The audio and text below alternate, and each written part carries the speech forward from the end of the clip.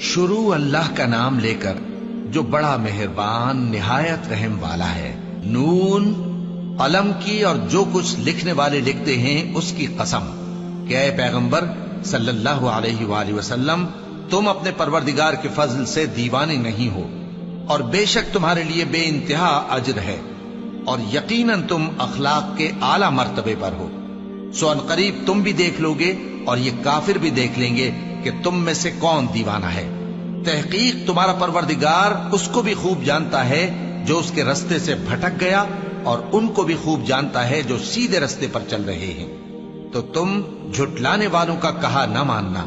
یہ لوگ چاہتے ہیں کہ تم نرمی اختیار کرو تو یہ بھی نرم ہو جائیں، اور کسی ایسے شخص کے کہے میں نہ آ جانا جو بہت قسمیں کھانے والا ہے، ذلیل ہے، شرارت سے اشارے کرنے والا، لگائی بجھائی کرنے والا، مال دینے میں بڑا بخیل، حد سے بڑھا ہوا بدکار، سخت خو اور اس کے علاوہ بدذات ہے۔ اس سبب سے کہ مال اور بیٹے رکھتا ہے، جب اس کو ہماری آیتیں پڑھ کر سنائی جاتی ہیں تو کہتا ہے کہ یہ اگلے لوگوں کے افسانے ہیں، ہم ان قریب اس کی اونچی ناک پر داغ لگائیں گے۔ ہم نے ان لوگوں کی اسی طرح آزمائش کی ہے جس طرح باغ والوں کی آزمائش کی تھی، جب انہوں نے قسمیں کھا کھا کر کہا کہ صبح ہوتے ہوتے ہم اس کا میوہ توڑ لیں گے، اور انشاءاللہ نہ کہا۔ سو وہ ابھی سو ہی رہے تھے کہ تمہارے پروردگار کی طرف سے راتوں رات اس پر ایک آفت پھر گئی، تو وہ ایسا ہو گیا جیسے کٹی ہوئی کھیتی۔ پھر جب صبح ہوئی تو وہ لوگ ایک دوسرے کو پکارنے لگے کہ اگر تم کو کاٹنا ہے تو اپنی کھیتی پر سویرے ہی جا پہنچو۔ سو وہ چل پڑے اور آپس میں چپ کے کہتے جاتے تھے کہ آج وہاں تمہارے پاس کوئی فقیر نہ آنے پائے، اور کوشش کے ساتھ سویرے ہی جا پہنچے، گویا پیداوار پر قادر ہیں۔ پھر جب انہوں نے باغ کو دیکھا تو ویران، کہنے لگے کہ ہم رستہ بھول گئے ہیں، نہیں بلکہ ہم بے نصیب ہو گئے۔ ایک جو ان میں سمجھدار تھا بولا، کیا میں نے تم سے نہیں کہا تھا کہ تم تسبیح کیوں نہیں کرتے؟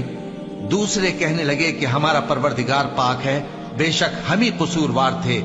پھر لگے ایک دوسرے کی طرف رخ کر کے ملامت کرنے، کہنے لگے ہائے شامت، ہم ہی حد سے بڑھ گئے تھے، امید ہے کہ ہمارا پروردگار اس کے بدلے میں ہمیں اس سے بہتر باغ عنایت کرے۔ ہم اپنے پروردگار کی طرف رجوع کرتے ہیں، دیکھو عذاب یوں ہوتا ہے، اور آخرت کا عذاب سب سے بڑھ کر ہوگا، کاش یہ لوگ جانتے ہوتے۔ پرہیزگاروں کے لیے ان کے پروردگار کے ہاں نعمت کے باغ ہیں۔ کیا ہم فرما برداروں کو نافرمانوں کی طرح نعمتوں سے محروم کر دیں گے؟ تمہیں کیا ہو گیا ہے؟ کیسی تجویزیں کرتے ہو؟ کیا تمہارے پاس کوئی کتاب ہے جس میں یہ بات پڑھتے ہو کہ جو چیز تم پسند کرو گے وہ تم کو ضرور ملے گی؟ یا تم نے ہم سے قسمیں لے رکھی ہیں جو قیامت کے دن تک چلی جائیں گی کہ جو کچھ تم طے کر لو گے وہ تمہارا ہوگا؟ ان سے پوچھو کہ ان میں سے کون اس کا ذمہ لیتا ہے؟ کیا اس قول میں ان کے کچھ شریک ہیں؟ اگر یہ سچے ہیں تو اپنے شریکوں کو لے آئیں۔ جس دن پنڈلی سے کپڑا اٹھا دیا جائے گا اور کفار سجدے کے لیے بلائے جائیں گے، پھر وہ سجدہ نہ کر سکیں گے، ان کی آنکھیں جھکی ہوئی ہوں گی اور ان پر ذلت چھا رہی ہوگی، حالانکہ پہلے اس وقت سجدے کے لیے بلائے جاتے تھے جبکہ وہ صحیح و سالم تھے۔ سو مجھ کو اس کلام کے جھٹلانے والوں سے سمجھ لینے دو، ہم ان کو آہستہ آہستہ ایسے طریق سے پکڑیں گے کہ ان کو خبر بھی نہ ہوگی، اور میں ان کو مہلت دیے جاتا ہوں، میرا داؤں بڑا مضبوط ہے۔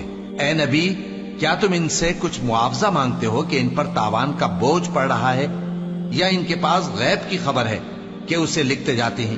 سو اپنے پروردگار کے فیصلے کا انتظار کیے رہو، اور مچھلی کا لقمہ ہونے والے یونس کی طرح نہ ہونا کہ انہوں نے اپنے رب کو پکارا جبکہ وہ دل ہی دل میں گھٹ رہے تھے۔